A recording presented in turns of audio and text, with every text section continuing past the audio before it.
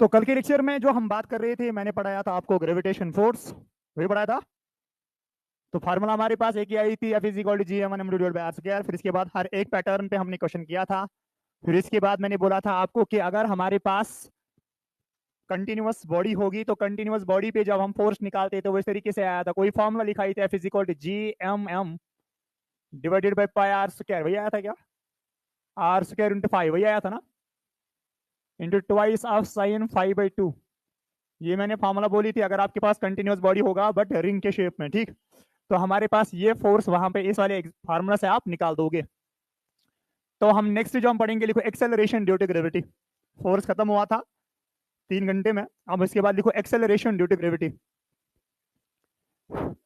Acceleration due to gravity.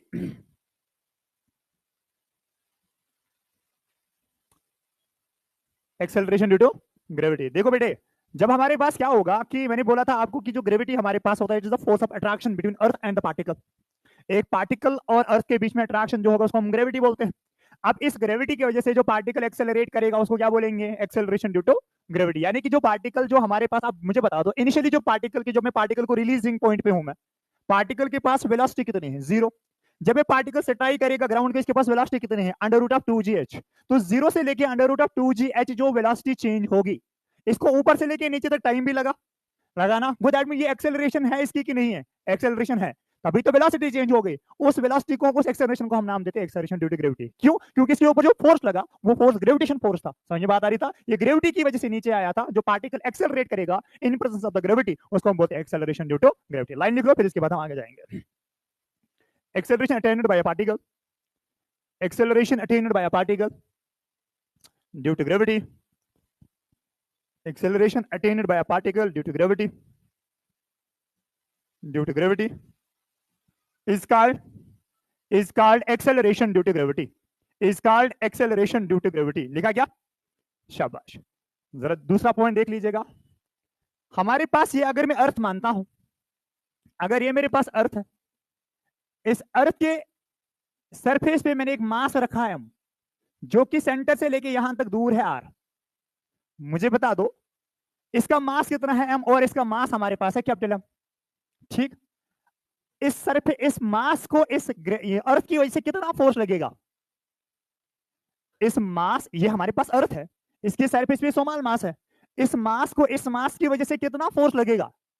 That means हम बोलेंगे gravitation force लगेगा, जो कि हमारे पास F = gmm बाय हमारे पास होगा r², वही है ना।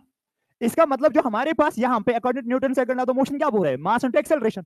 बट यहाँ पे हम उस एक्सेलरेशन को g से डिनोट करते हैं, तो हमारे पास क्या लिखेंगे? m × g किसके बराबर हो जाएगा? gmm by r²। इसका मतलब ये हमारे पास ये और ये कैंसिल आउट हो जाएगा, g का जो वैल्यू होगा वो कितना बनेगा? gm by r²। क्लियर बात है क्या? तो ये हमारे पास होगा g = gm by r²। This is what we call it acceleration due to gravity at the surface of earth. This is acceleration due to gravity at the surface of earth. Acceleration due to gravity at surface of earth. किसको हम represent करते हैं? g(s), gm by r²। जब आप इसका value लगाते हो 6.67 into 10⁻⁻11, multiply करते हो 6 इंटू 10⁻24, डिवाइडेड बाई करते हैं 6.4 इंटू 10⁻6 का स्क्वायर, ये आपको मिलता है g(s) = 9.81 metre per second square. This is the value of acceleration due to gravity. इसको हम अप्रोक्सीमेशन, जो आपको ऑलरेडी पता है, इसको हम अप्रोक्सीमेशन 10 लेते हैं।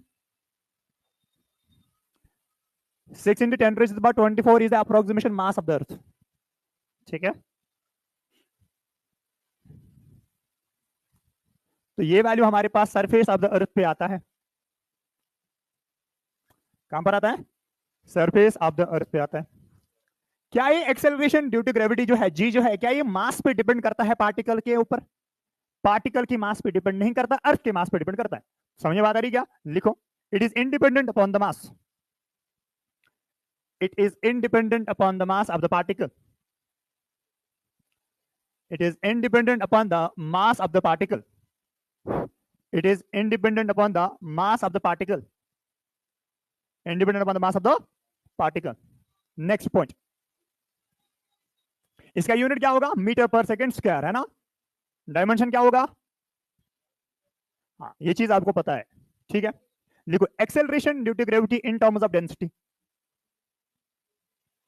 Acceleration due to gravity in terms of density. Acceleration due to gravity in terms of density. In terms of density, ठीक है बेटा। तो पहला जो हमारे पास होगा पॉइंट, मुझे बता दो कि जो हमारे पास g जो आएगा, g is equal to G M by are square, ये हमारे पास जनरल इक्वेशन है। आप मुझे बता दो, मान के चलेंगे कि मुझे मास नहीं पता, मगर मैं चाहूंगा कि इसको मैं डेंसिटी के टर्म्स में देखना चाहूं, तो डेंसिटी के हिसाब से मैं इसको कैसे देखूंगा? मुझे पता है कि जो हमारे पास डेंसिटी होता है बराबर वो मास बाय वॉल्यूम होगा। मैं पूरे अर्थ की डेंसिटी की बात करता हूं, तो बताइए किसके बराबर होगा? मास हो गया बराबर डेंसिटी इंटू वॉल्यूम। तो mass is equal to, density के बदले में लिखूंगा rho into 4/3 pi into r cube होगा। इसका मतलब g is equal to ji into rho into 4/3 into pi into r cube by are square होगा। Square and square will be cancel out. g is equal to ji into rho into 4/3 into pi into r. हाँ, तो हमारे पास यहां पे अगर मैं इस पूरे को कांस्टेंट मानता हूं, because density change from planet to planet, density changes from body to body, तो इसको डेंसिटी को बाहर रखो, बाकी सारा, बिकॉज जी हर एक के लिए इज यूनिवर्सल कांस्टेंट, ये हर एक बॉडी के लिए सेम होगा, ठीक। तो हमारे पास 4/3 भी हर एक के लिए सेम है, पाई भी तो सेम होगा, तो हम लिख सकते हैं G is equal to K times of rho into R. This is the equation जो आप याद रखोगे। G is equal to K times of rho into R. Where K क्या है? Where K is G into 4/3 into pi. ये हमारे पास के का वैल्यू था जो मैंने माना।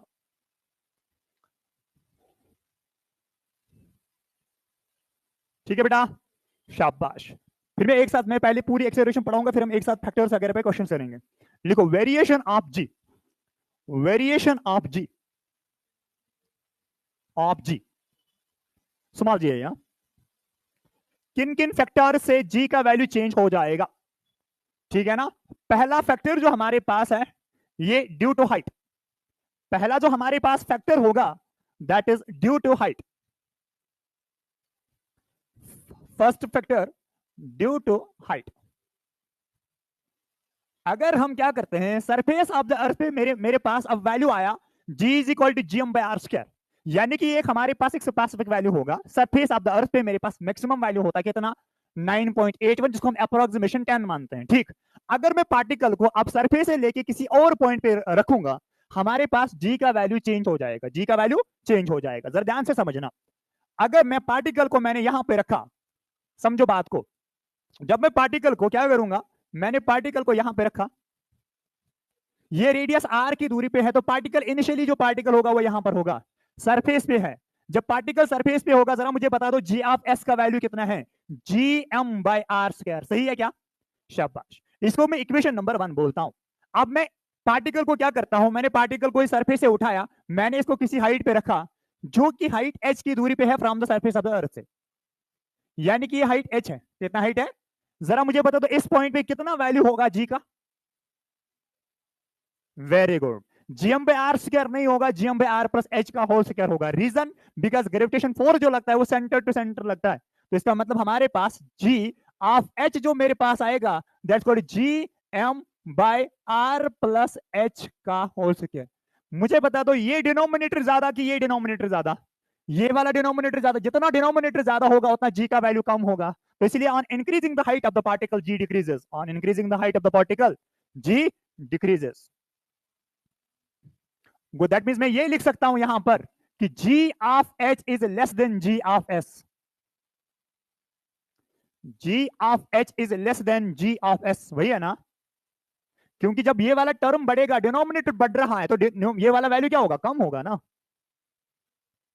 अब on the surface of the earth पे, on the surface of the earth पे ज्यादा होगा कि माउंट एवरेस्ट पे ज्यादा होगा? माउंट एवरेस्ट पे कम होगा जी का वैल्यू, सरफेस पे मैक्सिमम होगा। माउंट एवरेस्ट पे आर वैल्यू तो है उसका 8848 मीटर ऐड हो जाएंगे, ठीक है।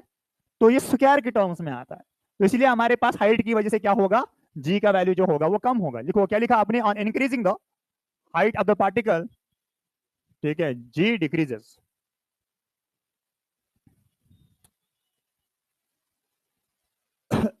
इसको मैं इक्वेशन नंबर सेकंड बोलता हूं, इसको मैं इक्वेशन नंबर सेकंड बोलता हूं। अगर ये फर्स्ट इक्वेशन है, ये सेकंड इक्वेशन है, या मैं लिखूंगा g of h by g of s is equal to G M by are plus H का square whole divided by G M by are square.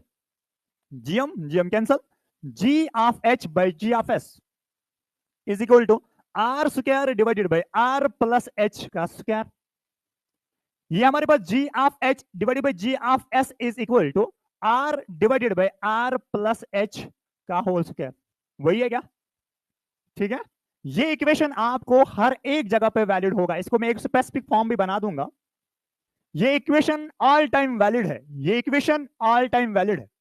अब इसका अगर आप थोड़ा सा सिंपलीफाई करोगे, और जो आपको असल में रिजल्ट याद रखना है, g of H is equal to ji of s into 1 divided bye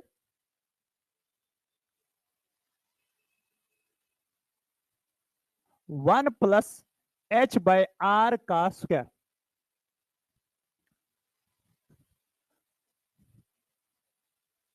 इसको अगर सॉल्व करेंगे, आर स्क्वायर से डिवाइड वगैरह करेंगे ना, तो ये आपको निकलेगा 1 divide by 1 plus H by are का होल स्क्वायर।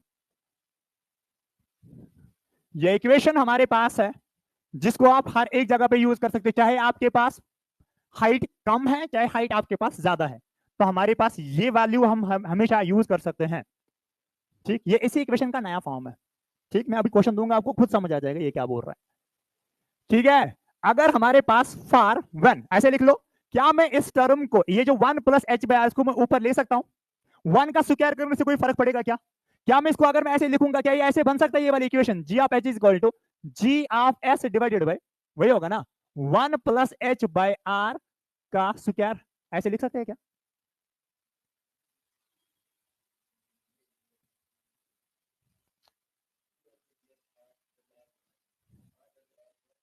असल में इसको डिनोमिनेटर करो आर स्क्वायर से, इसको भी डिनोमिनेटर करो, इसको भी करो डिनोमिनेटर, ये बनेगा एच बाय आर। तो वन छे हेर के एस कर न्यूमिनेटर से डिवाइड बाय आर स्क्वायर से, डिनोमिनेटर से डिवाइड बाय आर स्क्वायर से, सेम टर्म से करते ले बना इतना, इसका भी डिनोमिनेटर करो आर स्क्वायर, ठीक है। तो हमारे पास क्या होगा, जरा इसको ऊपर ले आओ, क्या लिखेंगे हम, g of H is equal to ji of s into 1 plus H by r raise to the power -2। क्या ये सही है, इस पूरी टर्म को ऊपर ले आ।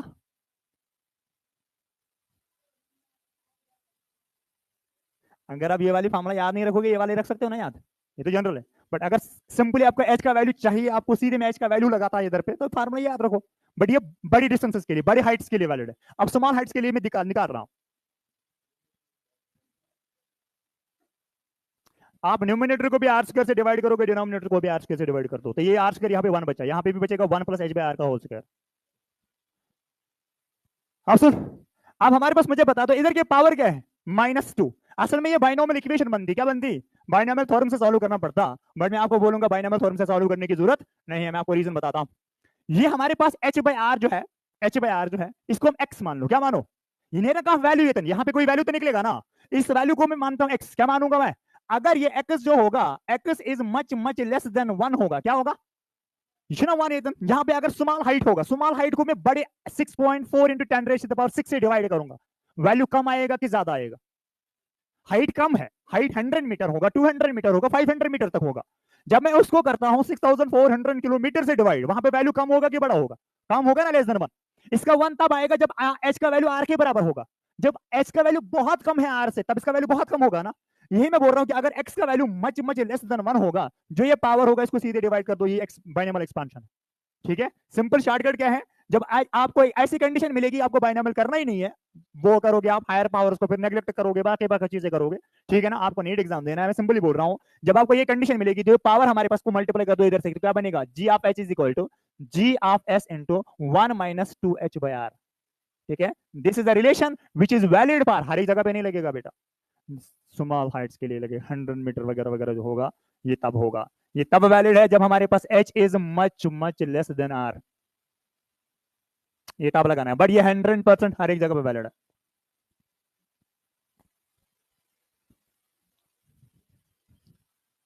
फार्मूला याद रखो ये वाली, और ये वाली करो याद बस। अरे कुछ नहीं है, आर स्क्वायर को आर स्क्वायर से डिवाइड किया, इधर से यहाँ पे भी आर को प्लस एच बाई आर को भी डिवाइड कर दिया, ये बच्चों वन ये तन बनो आर स्क्वायर प्लस एच, इसका कॉमन रूट बनाया तो बन गया। क्या कर रहे हो?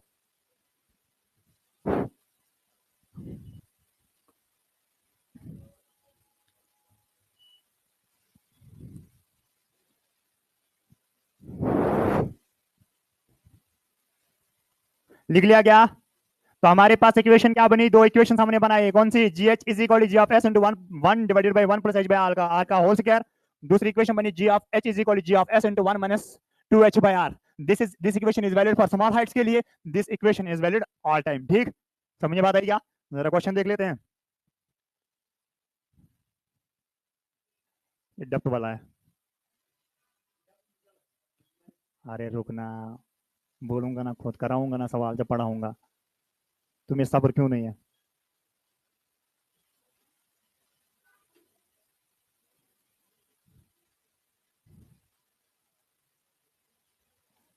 चलो बच्चे, बोल रहे a body weight 72 Newton on the surface of the earth, what is the gravitation force on it at the height equal to the half of its radius on of the earth? What is gravitation force? What is gravitation force? m into g, simple। देखो हमारे पास g किसके बराबर है असल में, आपको g कैसे पता चला, g is equal to F by M, वही आया ना। तो हमारे पास f किसके बराबर होगा, एम जी, इसी को तो वेट बोलते हो आप। समझ में बात आई क्या? बस यही तो क्वेश्चन है। मुझे एक बात बताओ, आप दो इक्वेशन में कौन सी इक्वेशन यूज करोगे? पहले मुझे बता दो, ये हाइट का ही सवाल है ना, हाइट का सवाल है ना, तो अगर ये हाइट का सवाल है मुझे बता दो दो इक्वेशन में कौन सी इक्वेशन हम यूज करेंगे? पहली वाली। क्यों? ये हाइट स्मॉल थोड़ी है, ये हाफ है। ये कितना बोल रहा है? ये बोल रहा है कि half of the radius small radius होती है, हाफ रेडियस स्मॉल नहीं है। Half small radius, small height का मतलब होता है 100 200 300 500 तक। तो क्या करेंगे हम, जरा देख इधर, g H is equal to ji into one divided by one plus h by r का स्क्वायर।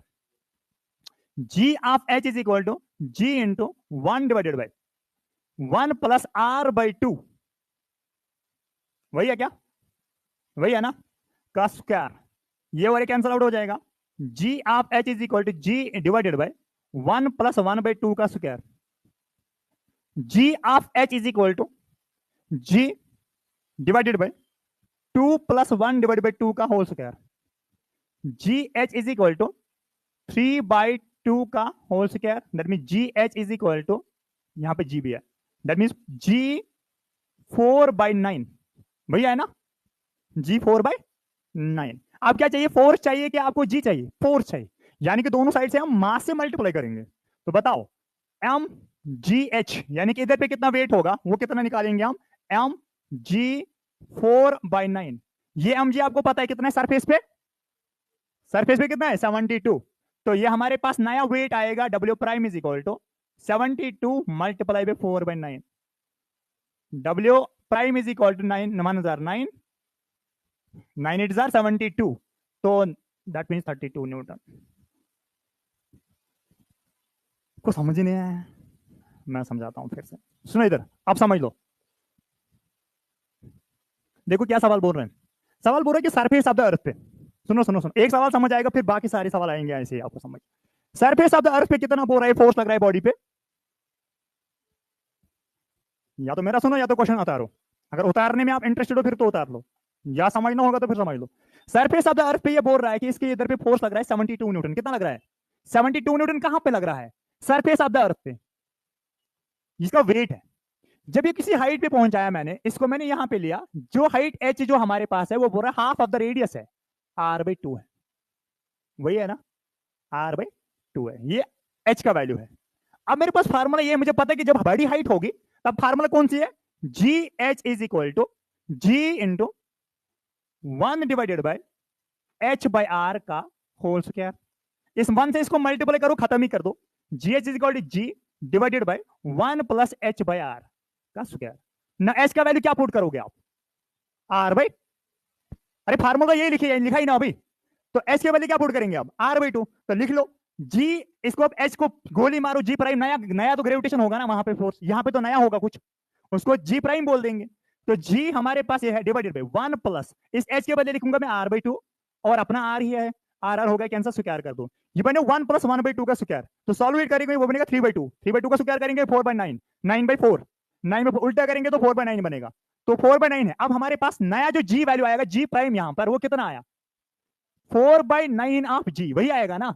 अब मुझे वेट चाहिए, वेट हमारे पास m इंटू जी होगा, यहाँ पे वेट है 72 न्यूटन, यहाँ पे वेट होगा जी प्राइम, नया होगा, that mean W is equal, mass तो चेंज होगा नहीं, तो मैं लिखूंगा इसके बदले जी प्राइम किसके बराबर है, m तो वही है, जी प्राइम के लिखूंगा मैं जी इंटू 4/9, ये एम जी किसके बराबर है ऑलरेडी 72 न्यूटन का, तो दैट मीन कितना लिखा मैंने 72 मल्टीप्लाई बाय 4/9, तो 9 4 9 8 72, 8 2 4 32, तो W प्राइम का वैल्यू कितना बनेगा 32 न्यूटन। आया क्या, ये सरफेस पे वेट बोल रहा है, इतना वेट होता है बराबर mg, इधर पे mg होगा सरफेस पे, नया जो वेट होगा वो चेंज हो जाएगा ना, जब हम मून पे जाएंगे हमारा वेट बढ़ेगा कि कम हो जाएगा, कम हो जाएगा। ये बेचारा भी तो वही बोल रहा, बॉडी को ऊपर लिया, पहले 72 न्यूटन था, जब मैं r/2 पे पहुंचा इसका वेट तो कम हुआ ना, कितना हुआ 32 न्यूटन बचा, ठीक है, और ऊपर ले जाऊंगा तो और कम हो जाएगा। जरा और एक सवाल लिख लो, calculate the weight of the body, calculate the weight of a body at a height of at a height of at a height of r by 3, at a height of r by 3,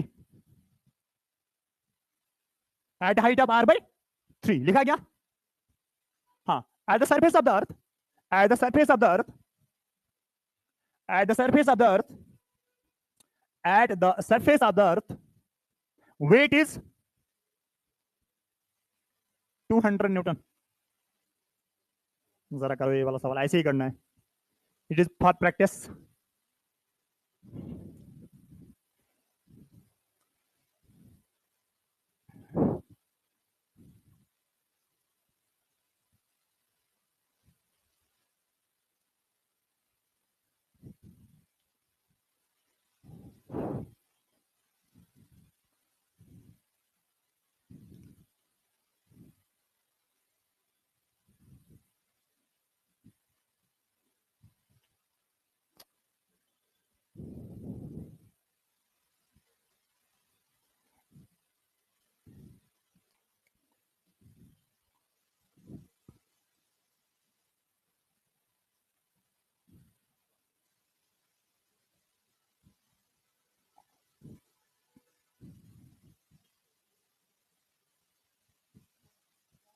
r by 3 दिया था मैंने क्या,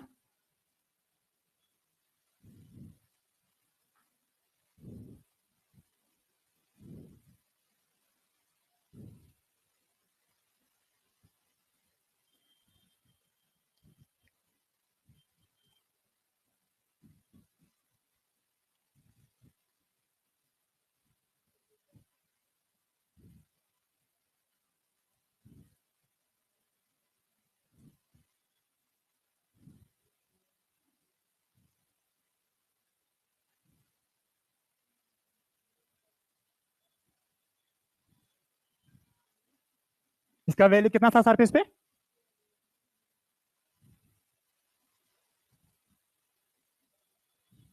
ये कितना आएगा, ये 100,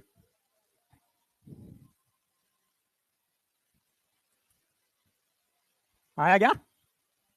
simple formula याद रखनी है, g is equal to ji divided by 1 plus H by are का होल स्क्वायर।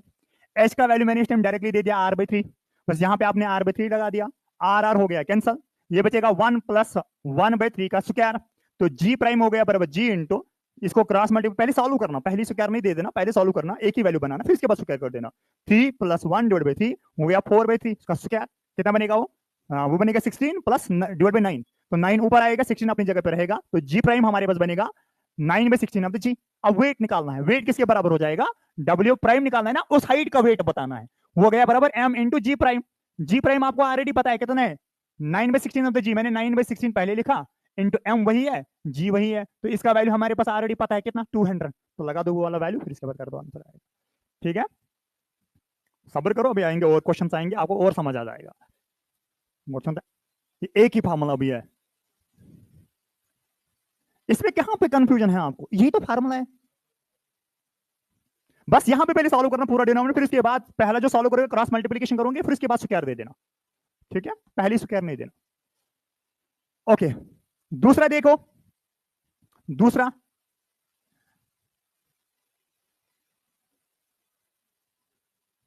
ओके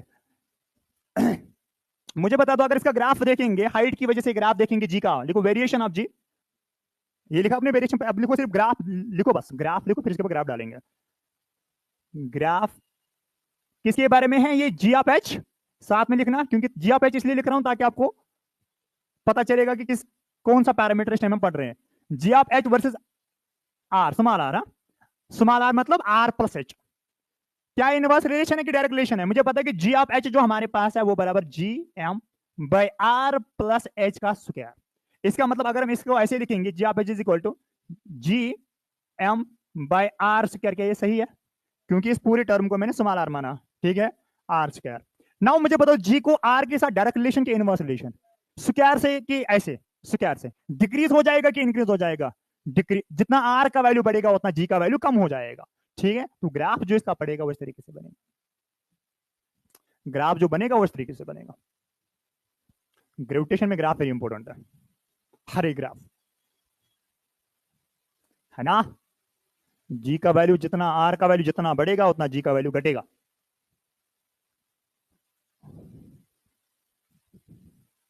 हाँ, इसको मैंने स्मॉल आर माना, तू है ही नहीं आज क्लास में प्रॉपर, लेके आओ आपको बुझल का। हाँ, मुंह दो, क्या आ जाओ। ओके नेक्स्ट, जल्दी आना, तब मैं हेडिंग लिखाऊंगा। दूसरा लिखो, variation of G due to shape of the earth, due to shape of earth. हाँ हाँ, वो तो कॉन्स्टेंट है, वो चेंज होगा ही नहीं। शेप ऑफ अर्थ, बता बेटा, क्या हमारे पास जो अर्थ की जो शेप है वो परफेक्ट स्फीयर है, या हम एज्यूम करते हैं स्फीयर। एज्यूम अलग चीज होता है, परफेक्शन अलग चीज होता है। जब हम वेरिएशन बताते हैं तब हम परफेक्ट स्फीयर नहीं मानेंगे, तब हम इसको मानेंगे वही वाली शेप जो हमारे पास शेप इसकी है। असल में क्या होगा, ये हमारे पास थोड़ा सा बल्जड शेप होती है, यानी कि थोड़ा सा इसके जो टॉप्स होते हैं वो थोड़े दबे हुए होते हैं, और जो इक्वेटर पे है वो थोड़ा सा बाहर होता है। आर में पॉइंट, जब हमारे पास पूरा इलिप्टिकल भी नहीं बोल सकते हैं, बट उतना हम ये भी नहीं बोलेंगे कि हमारे पास परफेक्ट स्फीयर होगा, हर एक का रेडियस सेम होगा, रेडियस सेम नहीं होगा। अब जरा देख लीजिएगा, हम ऐसा बोलेंगे कि जो हमारे पास ये शेप अर्थ जो हमारे पास है इस तरीके की है, थोड़ी सी इस तरीके की है। अब जरा ध्यान से समझना, ये हमारे पास सेंटर है, ये वाला सेंटर है इसका। अगर मैं बोलूंगा यहां से लेके यहां तक, अगर मैं ये बोलूंगा यहां से लेके यहां तक एक्स है, कितना है एक्स, आर तो नहीं बोल सकते बिकॉज आर आप बोलोगे वो तो कॉमन है हर एक पॉइंट से फिर। ठीक है, तो ये हमारे पास कितना बचेगा, ये बचेगा एक्स प्लस 21 किलोमीटर, यानी कि अगर जितना ये है उसे 21 किलोमीटर ये ज्यादा होगा। ठीक, अगर ये एक्स है तो ये कितना होगा, एक्स प्लस 21 किलोमीटर, जितना यहां से लेके यहां तक होगा उसका 21 किलोमीटर ज्यादा होगा। ठीक, अब जितना आर का वैल्यू ज्यादा होगा उतना जी का वैल्यू क्या होगा, कम होगा। तो मुझे बताओ कि अगर मैं यहां पे ये बोलूंगा यहां से लेके यहां तक, ये हमारे पास, इसको मैं बोलता हूं जी ऑफ ई, यानी कि acceleration due to gravity at equator, कहां पर, इसको मैं बोलूंगा acceleration due to gravity at pole, वही बोलूंगा क्या, इसको क्या बोलेंगे, acceleration due to gravity at, इसको क्या बोलेंगे, acceleration due to gravity at the pole. तो जरा मुझे बताइए कि हम ये लिखेंगे कि जो हमारे पास, अगर मैं जी ऑफ ई की बात करूंगा वो कितना बनेगा, g of M divided by x plus 21 kilometre, क्या स्क्वायर होगा। जी ऑफ पी का वैल्यू कितना होगा, G M by x square. मुझे बता दो इनमें से डिनोमिनेटर किसका बड़ा? जी ऑफ इक्वेटर का। जिसका डिनोमिनेटर बड़ा उसका जी का वैल्यू क्या होगा? कम होगा। जहां पर जी का वैल्यू कम होगा उधर पे वेट कितना होगा? कम की ज्यादा? कम। समझ में बात आ रही क्या? तो हम ये बोलेंगे कि जी ऑफ ई जो है हमारे पास, g of E is greater than g of P.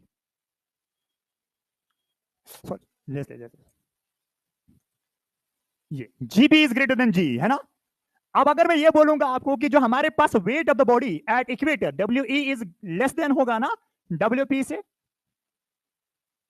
यही सवाल आया था कि एक इंसेक्ट जो है वो मूव करता है फ्रॉम इक्वेटर से लेके पोल तक, what happened with its mass? Weight weight increases decreases remain same, none of this increases. क्योंकि ये यहां से जब चलेगा उधर की तरफ तो मैक्सिमम यहां पर होगा। यहां पे हमारे पास कम हो, यहां पे हमारे पास कम है वेट। अगर मैं यहां पे एम मानता हूं या डब्ल्यू मानता हूं तो यहां पे हमारे पे डब्ल्यू पर समथिंग आ जाएगा ना, क्योंकि जी का वैल्यू चेंज हो जाएगा। समझे बात आ रही क्या? लिखो, ये लिखा क्या? देखो इफ पार्टिकल, वही पे पॉइंट एक लिखना। If A particle is moving from, if a particle is moving from, if a particle is moving from equator to pole, if a particle is moving from equator to pole,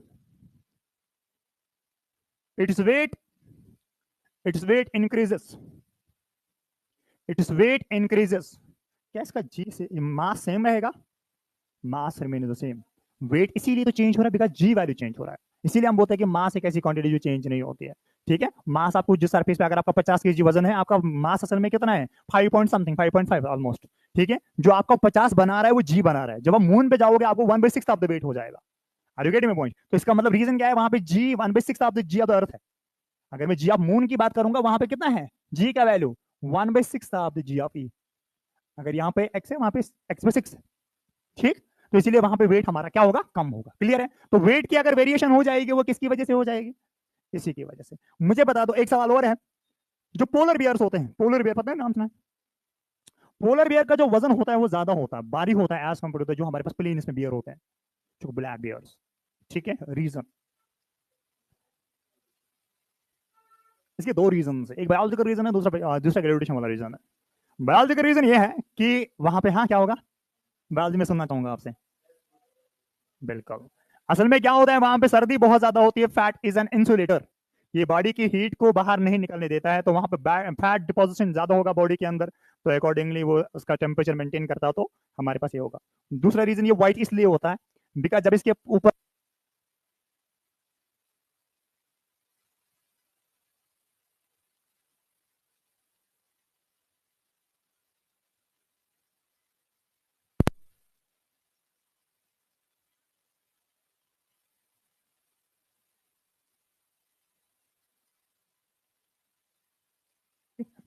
poles पे cold हो गए ना, तो cold हो गया ये। अब light को जो ये जो एब्जॉर्ब करता है वो कोल्डनेस को एब्जॉर्ब करेगा को हॉटनेस को एब्जॉर्ब कर रहा है? कोल्डनेस को एब्जॉर्ब करेगा ना। जब इसके ऊपर लाइट पड़ेगी, पोल्स पे है ना, ये पोल्स पे जो लाइट होगी वो सर्द होगी ना, क्योंकि वहां पे सर्दी बहुत ज्यादा होती है। तो सबसे ज्यादा जो गर्मी होगी वो इस वाले रीजन में होंगी। इसीलिए वो वेस्ट इंडीज वगैरह बहुत काले होते हैं, क्योंकि गर्मी बहुत ज्यादा होती है। तो मेलानिन पिगमेंटेशन ज्यादा निकलते हैं, तो इसलिए वो क्या होते हैं? वो बहुत ब्लैक होते हैं, जो हमें ब्लैक एंड व्हाइट में दिखते नहीं है। ठीक है, अगर अगर वेस्ट इंडीज जो मैच देखते थे ना, वेस्ट इंडीज का मैच जब देखते थे वो में दिखते थे ब्लैक एंड व्हाइट टीवी में। आपने तो कलर में ही देखा होगा। ठीक, अब इसके बाद सुनो मेरी बात बेना। तो हमारे पास यहाँ पे जब इक्वेटर पे हम है, एक यानी कि हाँ इधर पे पोल पे हमारे पास है, जब यहाँ पे लाइट पड़ेगी, ये जो लाइट ये ऑब्जर्व करेगा, मैं आपको थर्मोडायनेमिक्स में भी पढ़ाऊंगा। तो जो अगर ये पूरी लाइट को 100% रिफ्लेक्ट करने की कोशिश करेगा, ताकि ये ऑब्जर्व कुछ ना करे। जब ये ऑब्जर्व कुछ नहीं करेगा तो ये क्या करेगा? अपने आप को गर्म रखेगा। ठीक है, इसका कलर व्हाइट होता है। ये बात है, इसका वेट इसलिए ज्यादा होता है बिकॉज जी का वैल्यू ज्यादा होता है। क्लियर बात है क्या? शाबाश। नेक्स्ट लिखो, variation of G due to depth, variation of G due to depth, variation of g due to depth, variation of g due to depth।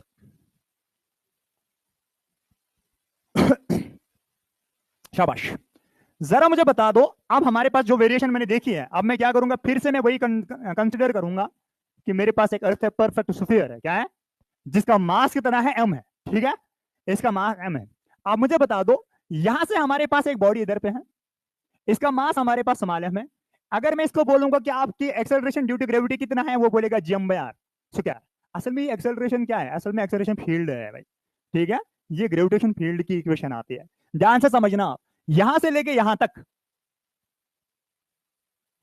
मुझे बता दो इधर पे हमारे पास कितना वैल्यू आएगा? ये वाला वैल्यू आएगा हमारे पास g of s is equal to gm/r square. वही है क्या?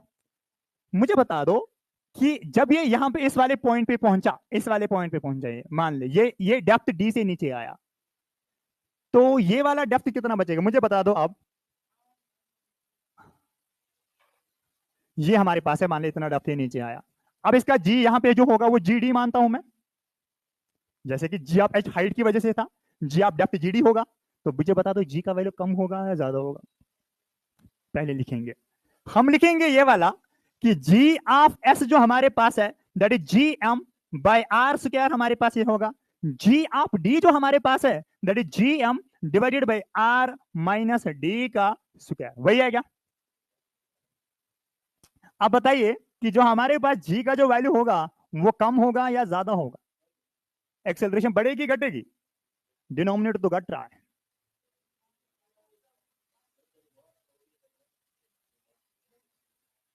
अरे तो वही पे है।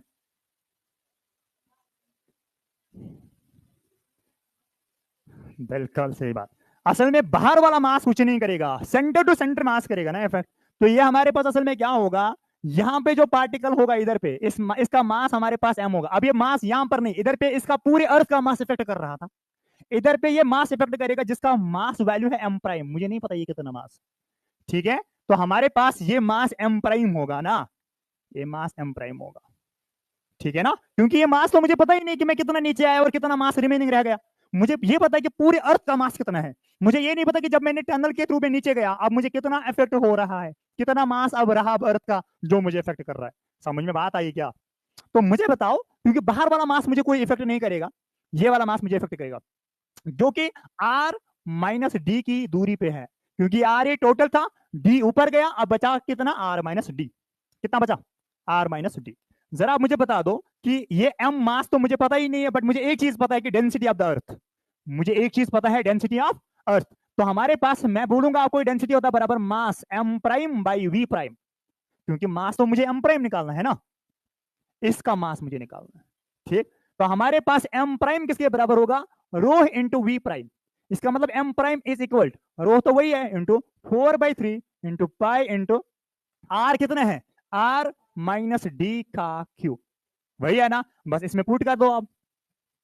तो जी डी जो वैल्यू हमारे पास होगा that is equal to ji into rho into 4/3 into pi into r minus D का क्यूब डिवाइडेड बाई कितना हो जाएगा? r माइनस डी का स्क्वायर। ये स्क्वायर एंड स्क्वायर हो गया cancel. G D is equal to जो मैंने अभी बोला था, g into rho into 4/3 into pi into r minus D. वही है ना? इसका मतलब जी डी जो हमारे पास होगा वो बराबर जी, क्या मैं इसको लिख सकता हूं k times of that? Very good. तो हम लिखेंगे इसको k times of rho into r minus D. ये हमारे पास होता है g, ठीक है। अब बता दो हमारे पास at the centre of the earth what is the value of g? At the centre of the earth, at centre,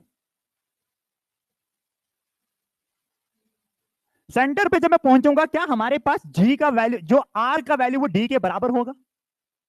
because हमारे पास जो डेप्थ जो है वो टॉप से लेके सेंटर तक है ना।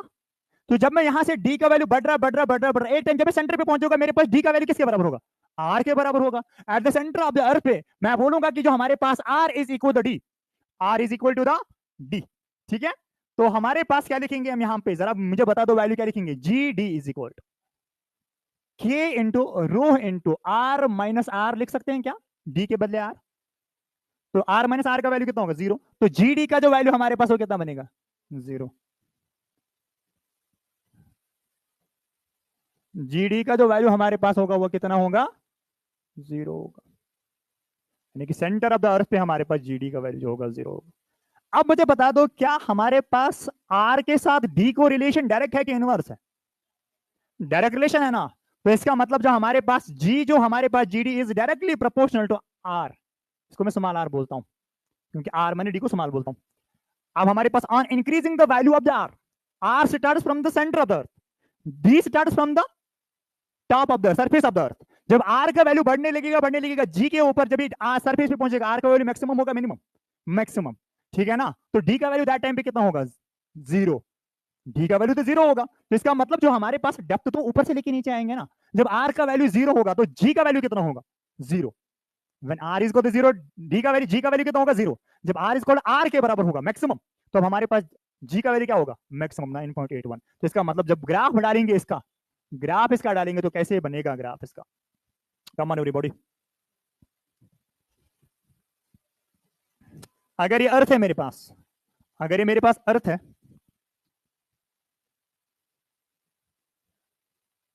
अगर चाहिए मेरे पास अर्थ है,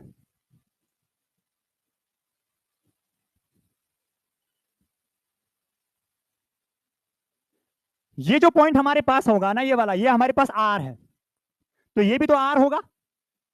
यहां से ये आर का वैल्यू जीरो है इधर पे।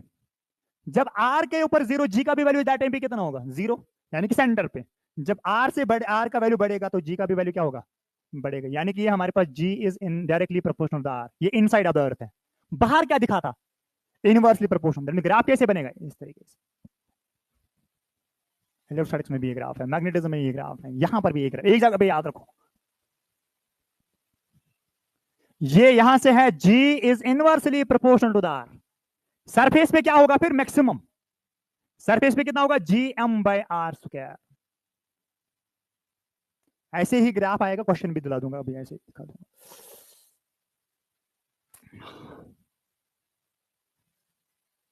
पहले इंक्रीज हो जाएगा, स्ट्रेट इंक्रीज हो जाएगा, फिर इसके बाद ये पैराबोलिकली डिक्रीज हो जाएगा। समझ कुछ आया।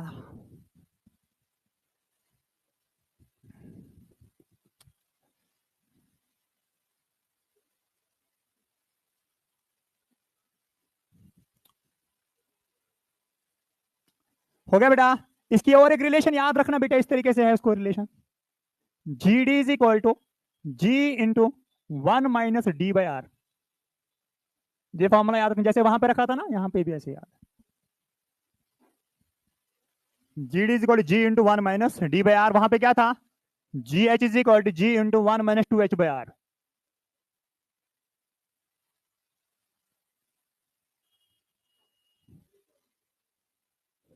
मैं शॉर्ट की बात करता हूँ, ये स्मॉल डिस्टेंस के लिए वैलिड है, वो भी स्मॉल डिस्टेंस के लिए वैलिड है। हाँ, स्मॉल डेप्थ के लिए वैलिड है। ठीक है बेटे। मुझे बताओ एक बात, अगर मैं आपसे ये पूछूंगा किस हाइट पे और किस डेप्थ पे जी का जो वैल्यू होगा वो बराबर होगा, यानी इन शॉर्ट मैं ये बोलूंगा, फाइंड, हम कॉन्सेप्ट ही पढ़ेंगे, find the relation between, find the relation between H and D, find the relation between H and D, H and D, so that so that acceleration is equal, accelerations are equal, so that accelerations are equal। देखो नजर, फिर question भी दिखाऊंगा, NEET का आया, इसी point पे आया, एक ही चीज से आपको क्लियर हो जाएगा। देखो कैसे, पहला क्या है हमारे पास, जी ऑफ एच की फॉर्मूला लिखो, स्मॉल के लिए वैलिड है यहाँ, जी इंटू 1 - 2h/r, 2h/r। ये पहली इक्वेशन है। G D is equal to ji into 1 - d/r, वही है क्या, यस। तो हमारे पास इक्वेट कर दो, ये दोनों बराबर बोल रहे हैं, g of H is equal to ji of d. इसका मतलब g into 1 - 2h/r is equal to ji into 1 - d/r। ये जी और ये जी कैंसिल, ये वन और ये वन कैंसिल, ये माइनस और ये माइनस कैंसिल, तो 2h/r is equal to d/r। R R हो गया फिर से कैंसिल, तो d is equal to 2h। यानी कि डेप्थ अगर 1 होगा, हाइट होनी चाहिए 2, तब हमारे इनका जी का वैल्यू जो होगा वो बराबर होगा। समझ आई क्या बात।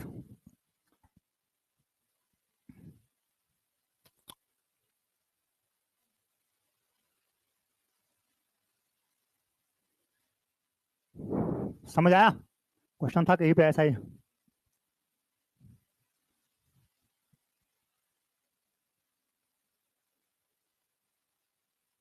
चलो पहले ये 2 सवाल करेंगे, ये तो हमने पढ़े।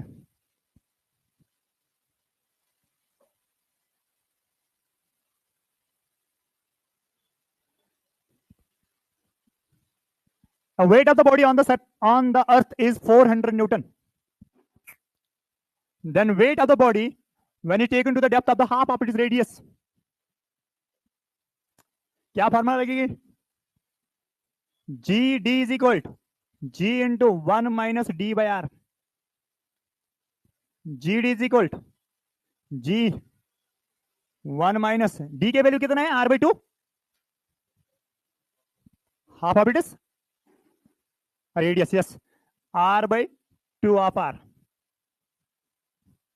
G D is equal to ji into 1 minus 1 by 2, वो हो गया आधा। G D is equal to G by 2।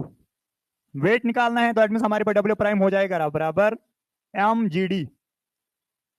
W prime हो गया बराबर एम जी डी के बदले में लिखूंगा g by 2। W prime is equal to m g के बदले लिखूंगा मैं 400, 400 बाई 2, दैट मीन 200।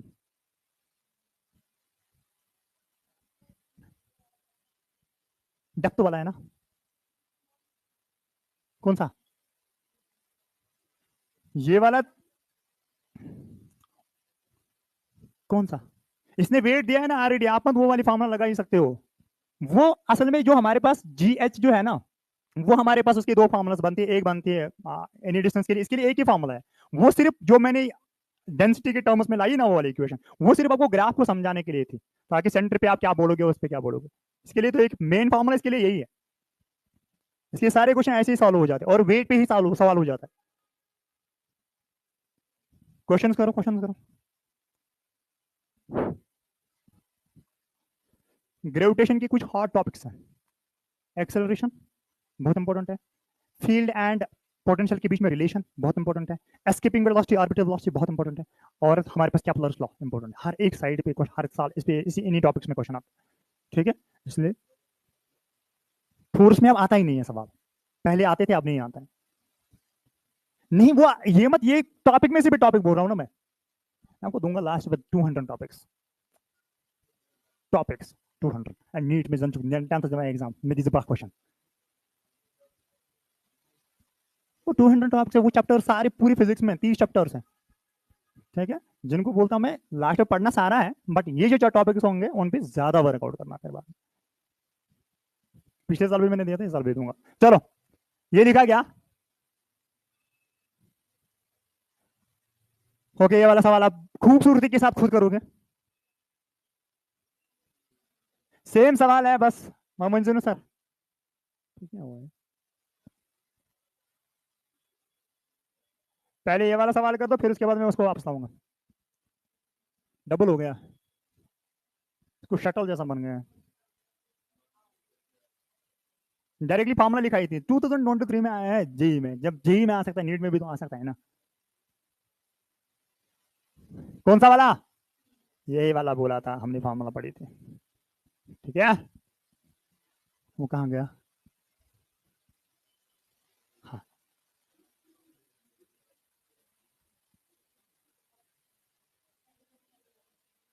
वो आपके पास फार्मूला ऑलरेडी पता है, उसको कुछ नहीं करना। बस इस वाले क्वेश्चन को देख लो। Bora, assuming the Earth to be a sphere of a uniform mass density, the weight of a body at the depth d is equal to r by 2 from the surface of the Earth. Its weight on the surface of the Earth will be 200. What will be there? जरा निकाल लो, formula लगा दो, निकालो कितना आया। Same वही सवाल है जैसे कि है, बस वैल्यू चेंज हुआ। यस 100 आएगा, बस प्रैक्टिस करो।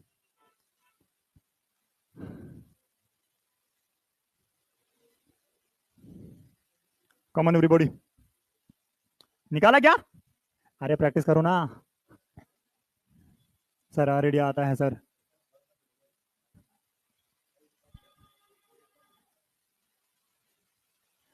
ऑप्शन ऐसे हिसाब से हैं, बाकी क्वेश्चंस में ऑप्शन ऐसे नहीं होंगे ना, फिर निकालना होगा। अच्छा पंचा शीट ऐसा कुछ। ये बेवकूफ है जिसने सवाल बनाया है। ये रोटेशन वाला है ना, ये भी नहीं पढ़ा नहीं हमने। ये भी रोटेशन है क्या? क्या गुमताज?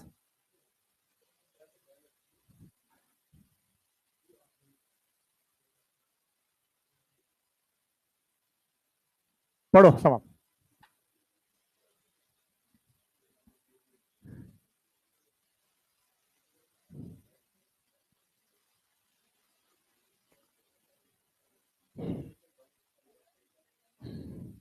बहन आपको क्या लगता है, क्या आएगा आंसर? दीदी, आपको क्या लगता है सवाल के बारे में?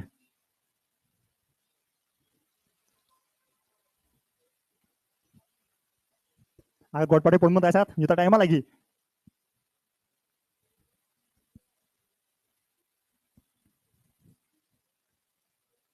पहला स्टेटमेंट सही है गलत? दूसरा स्टेटमेंट गलत है सही? गलत है। कौन सा ऑप्शन में से? Statement 1:2 but second is false. ठीक है, ये क्या है ये वाला सवाल? ये यही है क्या? यही है ना? सुनो बताए।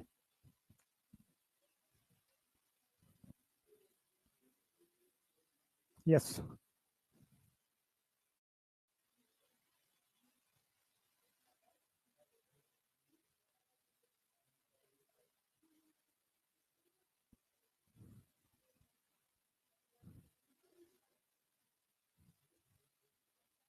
मैं ज्यादातर स्टेटमेंट सवाल यही के करा था, डायरेक्टली मत आएगा कोई सवाल। बताइए, acceleration due to gravity decrease as you go up और डाउन, ट्रू है ना? Acceleration due to gravity is same at the height h and depth d। हाँ, अगर 2h होता तब सही था। ठीक है ना? तो कौन सा option? Statement first is, statement second is incorrect है कोई?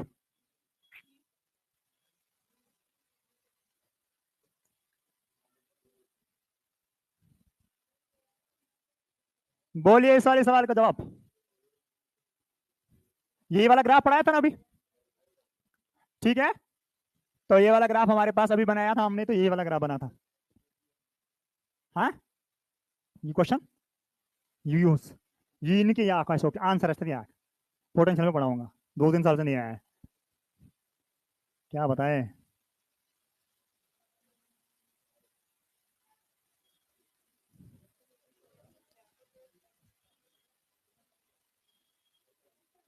बता इस क्वेश्चन का आंसर।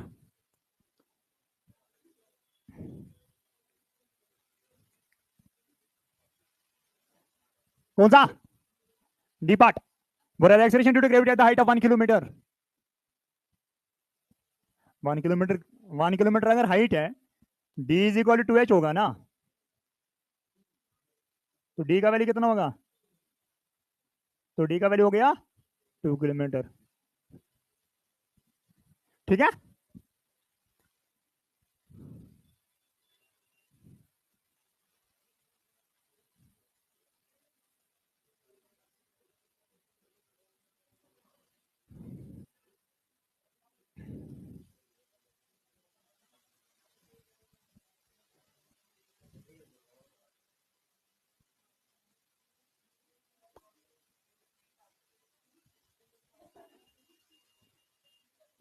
कौन सा? डी है? क्या बोल रहे हो? If a move from pole to equator, the direction of the acceleration due to gravity of the earth is always pointed toward the center of the earth without any variation of the magnitude. Magnitude change हो रहा है ना? क्या चुक्का bill बनी मिजाज?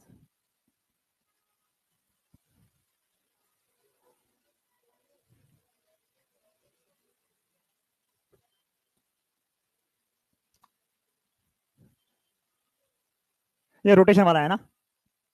पढ़ाऊंगा पढ़ाऊंगा अभी। ये भी रोटेशन का ही है। चलो लिखो, variation due to rotation of earth. Variation last factor जो है, variation due to rotation of earth, due to rotation of earth. तो इसको ऊपर नजर, जब अर्थ क्या करेगी? रोटेट करेगी। क्या करेगी? तो रोटेशन ऑफ द अर्थ के लिए अब आपने सर्कुलर मोशन पूरा पढ़ा है। सर पढ़ा तो सब कुछ हमने है, याद कुछ नहीं है। ठीक है, तो जब हमारे पास अर्थ क्या करेगी, रोटेट करेगी, तो जी के ऊपर इफेक्ट पड़ता है। क्या पड़ता है? इफेक्ट। इसके ऊपर सेंटीपिटल फोर्स, सेंट्रीफ्यूगल फोर्स, सब कुछ आएगा। ठीक है, तो हमारे पास जी आर का जो वैल्यू होगा, यानी कि gravitation due to the rotation of the earth, is equal to ji minus are omega square cos square of theta. This is the acceleration due to gravity due to the rotation of the earth. ये हमारे पास उसकी formula बनेगी। ठीक है, wire R क्या है? R is the radius. Omega क्या है? Angular velocity.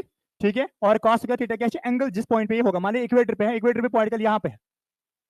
ठीक है, ये एंगल बनाएगा ना इसके साथ थीटा, यानी कि अगर मैं mg इसको मानता हूं, ये क्या बनेगा? ये हमारे पास इधर की तरफ बनेगा mv स्क्वायर बाय आर, वही बनेगा ना। यहाँ पे की तरफ क्या बनेगा? Centripetal force. ठीक, और ये mg बनेगा, इधर की तरफ बनेगा mg कॉस ऑफ थीटा। तो इधर भी क्या बनेगा? ये अब fc किसके बराबर हो जाएगा? mv square by R minus हो जाएगा mg कॉस ऑफ थीटा, वही होगा। जब इसको सॉल्व करोगे आप, यहाँ पे निकालोगे आप mg, mv square by R minus हो जाएगा mg कॉस ऑफ थीटा। आप इसको mm कैंसिल कर दो, वी स्क्वायर के बदले ओमेगा स्क्वायर आर निकाल दो, तो ये एक इक्वेशन बनती है। ऐसी क्या बनती है? सॉल्व करके पूरा डिराइव करते हैं, आपके पास इक्वेशन ये बनेगी। आपको इक्वेशन याद रखनी है बस, ये इक्वेशन आप याद रखो। ये due to the rotation of the earth है। मुझे बता दो, अगर हमारे पास रोटेशन से, जब रोटेशन बढ़ेगा, ये हमारे पास सरफेस ऑफ द अर्थ का वैल्यू है ना, तो मुझे बता दो इस वैल्यू मैग्नीट्यूड से हमारे पास जी का वैल्यू कम हो रहा है ना। वो इसका मतलब जो रोटेशन हो रहा है, रोटेशन जितना ओमेगा का वैल्यू बढ़ेगा उतना ये पैरामीटर बढ़ रहा है, जितना ये पैरामीटर बढ़ेगा उतना जी का वैल्यू कम हो जाएगा। जितना जी का वैल्यू कम होगा, दैट मीन रोटेशन से हमारे पास, अगर अर्थ रोटेट कर रही है, मेरे पास मेरे पार्टिकल का मास जो होगा, वेट जो होगा, वो कम होगा कि ज्यादा होगा? कम होगा। कितना कम होगा? इस मैग्नीट्यूड से कम होगा। समझ बात आ रही है? देखो, due to the rotation of the earth का इक्वेशन लिख लो, g r is equal to ji minus are omega square cos square theta. G r is equal to, 11th में डिराइव कराते हैं, आपको क्या डिराइव करना? G r is equal g minus are omega square cos square of theta. इतना लिखा गया, शाबाश। अब जरा मुझे बताइए, यहां पर एट इक्वेटर पे अगर मैं बोलूंगा एट इक्वेटर, थीटा का वैल्यू कितना होगा? 0। ये थीटा है ना, एट इक्वेटर पे थीटा का वैल्यू कितना है? 0।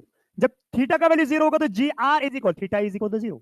जी आर किसके बराबर होगा? G minus are omega square cos square of the 0 किसके बराबर है? कॉस 0 का वैल्यू 1 होगा, 1 स्क्वायर मतलब 1।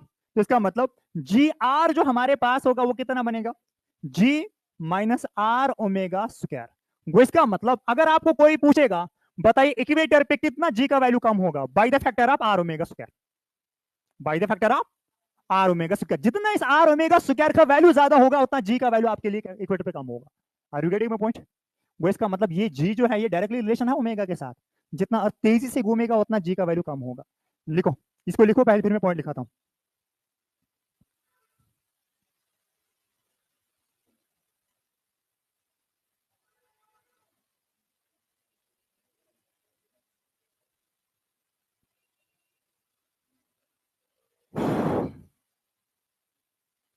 लिखो, at equator theta is equal to 0। लिखा है, जी का वैल्यू कितना बनेगा? R G minus are omega square, are omega square. लिखो, जी decreases, ji decreases, ji decreases by the factor of, ji decreases by the factor of R omega square, ji decreases by the factor of R omega square. वही है ना, इस factor से जितना ही factor बड़ा होगा उतना क्या होगा? जी का वैल्यू कम होगा। जरा एट पोल पे बोलो क्या होगा? एट पोल पे बोलो, एट पोल पे बोलो।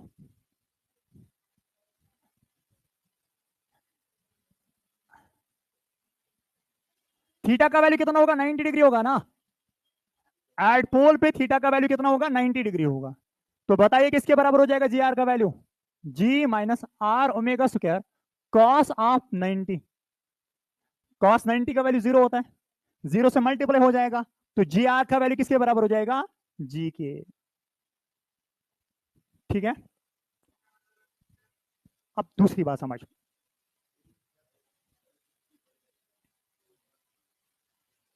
आपका वेट 0 हो जाएगा।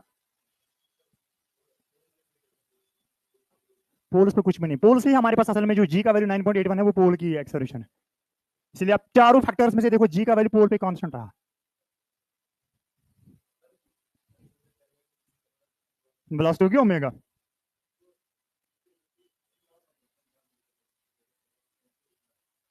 हाँ, जो इस टाइम अर्थ घूम रही है ना, अगर आप इक्वेटर पे होंगे आपका वैल्यू कम होगा as compared to the pole, इसीलिए तो हमारा वेट कम दिखता है as compared to the poles पे। ठीक है, अब दूसरी बात समझ लो। देखो, if angular velocity of the earth increases, if angular velocity of the earth increases and magnitude of r omega square and magnitude of r omega square magnitude of r omega square reaches the value of g, that condition is called weightlessness. That condition is called weightlessness. That condition is called weightlessness. उस condition को क्या बोला जाता है? Weightlessness बोला जाता है। यानी कि उस टाइम पे जब ओमेगा का वैल्यू इतना बढ़ेगा, ये वाला वैल्यू जो होगा, ये वाला वैल्यू जी के बराबर होगा, दैट टाइम पे आपकी बॉडी जो होगी अर्थ के ऊपर उसका मास ही नहीं दिखेगा, वेट ही नहीं होगा।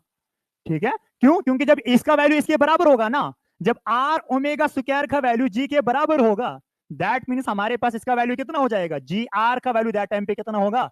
0 होगा। कितना होगा? कैसा 0? क्योंकि आर ओमेगा स्क्वायर, या जी माइनस जी लिखो या R omega square minus are omega square लिख लो, कितना हो जाएगा? जी। दैट कंडीशन पे अर्थ का टाइम पीरियड कितना होगा? दैट कंडीशन पे अर्थ का टाइम पीरियड कितना होगा? इस कंडीशन को लिखो, पहले लिखा है 0 के बराबर होगा। ठीक है, यानी कि जो ग्रेविटेशन, जो हमारे पे ग्रेविटी होगा, वैल्यू ऑफ द जी होगा, वो 0 के बराबर होगा। देखो, the time period of earth, the time period of the earth, ये नहीं है मसला, ये नहीं हो तो वो तो होगा ही, कितना होगा वो मैटर करता है। एक अर्थ अभी तक एक रोटेशन 24 घंटे में करते हैं, 30,000 के काम कैसा टाइम लगना काम। सुन अब सुनो इधर, जब हमारे पास यहाँ पे जी आर का वैल्यू कितना हो जाएगा? जैसे इस कंडीशन पे 0, जब मैं जी आर जो हमारे पास है वो बराबर g minus are omega square है, जी आर का वैल्यू पुट कर दो 0, वेटलेस की कंडीशन है, is equal to ji minus are omega square. इसका मतलब g is equal to r omega square, omega square हो गया बराबर जी बाय आर, वही होगा आर बाय जी, नहीं जी बाय आर। तो हमारे पास ओमेगा का वैल्यू कितना बनेगा? Under root of g by r. Omega होता है बराबर 2 pi by T is equal to root of g by r. तो उल्टा पलट कर दो, तो t by 2 pi is equal to under root of r by जी।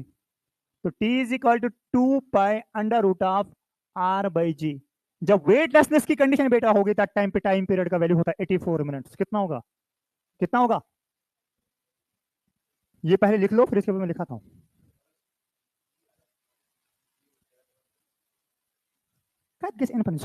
ये जी कहां चेंज हो जाएगा?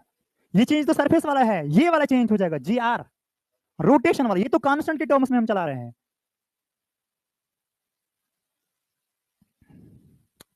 इसको पहले लिख लो, t is equal to 2 pi under root of r by g. मुझे बता दो, जो चीज बहुत तेजी से घूमेगा उसको चक्कर लगाने में कम टाइम लगेगा, ज्यादा टाइम लगेगा? कम टाइम लगेगा। जब कंडीशन ऑफ वेटलेसनेस आएगी ना, दैट टाइम पे जो टाइम पीरियड होगा अर्थ का वो होगा 84 मिनट्स का। कितना होगा? 84 मिनट्स, यानी कि 1.3 लगभग 1.3 आवर होगा, ऐसा कुछ होगा। ये बात समझ, लिखो वहीं पे, at the condition of weightlessness. हाँ होगा ना कयामत के दिन।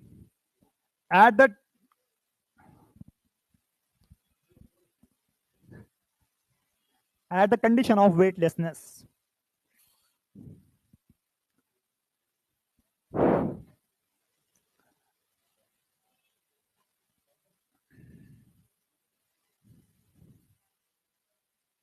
at the condition of weightlessness, the time period of Earth is 84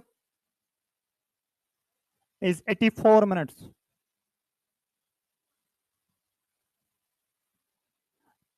ठीक है, अगर हम अर्थ को टनल खोदेंगे ना, फिर इसके बाद पार्टिकल को नॉर्थ पोल से लेकर साउथ पोल पे जाए छोड़ेंगे, पार्टिकल करेगा अंदर से ऑसिलेट, उसको भी लगेगा 84 मिनट्स। टाइम पीरियड होता है, पढ़ाऊंगा टनल प्रॉब्लम में। टनल प्रॉब्लम एक ऐसी प्रॉब्लम है जो एसएचएम और इसको कनेक्ट करता है चैप्टर्स को।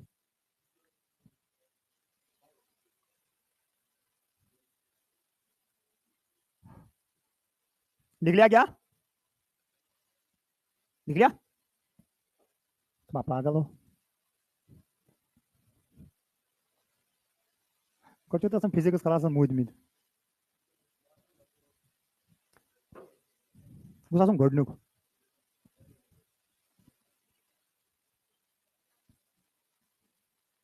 चलो लिखो,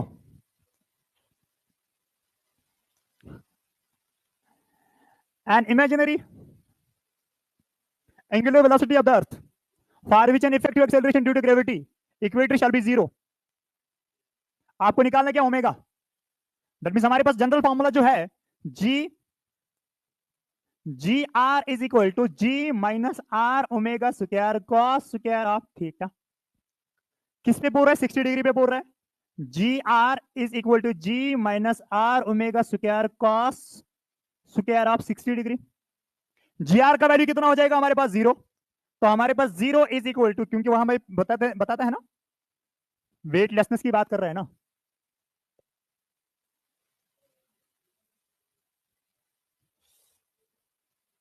तो हमारे पास क्या बनेगा? G minus are omega square into 1/4, वही होगा क्या?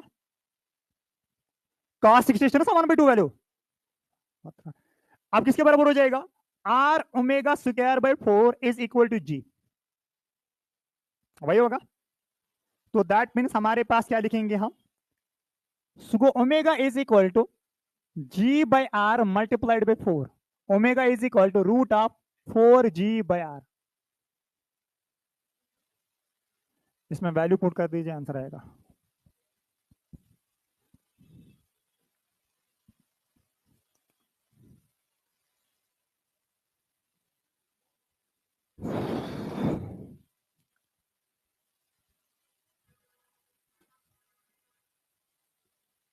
कितना आया? 4 इंटू हो गए 10 हो गए 40, 40/6.4 इंटू 10⁶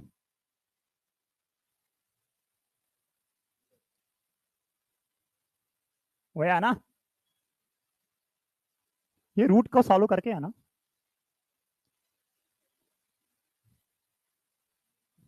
क्वेश्चन को बना के रखो, फिर इसी बार आंसर निकालना। Omega is equal to 4 into 10 divide by 1 6.4 into 10⁻⁻6। अब नेक्स्ट वन जो हमारे पास है वो है ये वाला सवाल है। हाँ, जो भी आएगा आंसर निकालना। बताइए, वो सिलेबस रोटेशन वाला सवाल था ना, ये कहाँ से किया? अच्छा, वो नीचे है।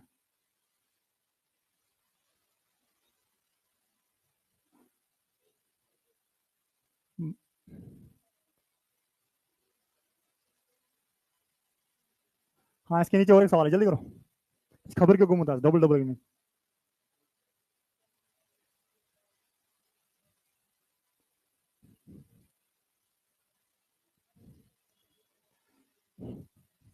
कौन सा? सी है क्या? पक्का बोल रहे हैं? Suppose that the angular velocity of rotation of the earth is increased then as a consequence except the poles weight of the object. हाँ, पोल्स पे कुछ नहीं होगा, बाकी जगह पे क्या होगा? डिक्रीज हो जाएगा ना। Come on everybody.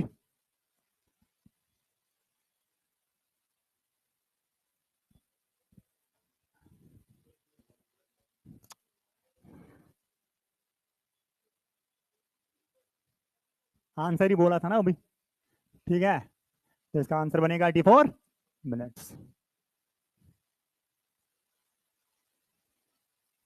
इस पे मैंने कुछ क्वेश्चंस अपलोड किए हैं, ठीक है, इनको करके लाना। आसान है, जैसे मैंने क्वेश्चन, ये सेम सवाल है, थोड़ा वैल्यू उधर इधर हुआ होगा, इसको कर लेना, ठीक है।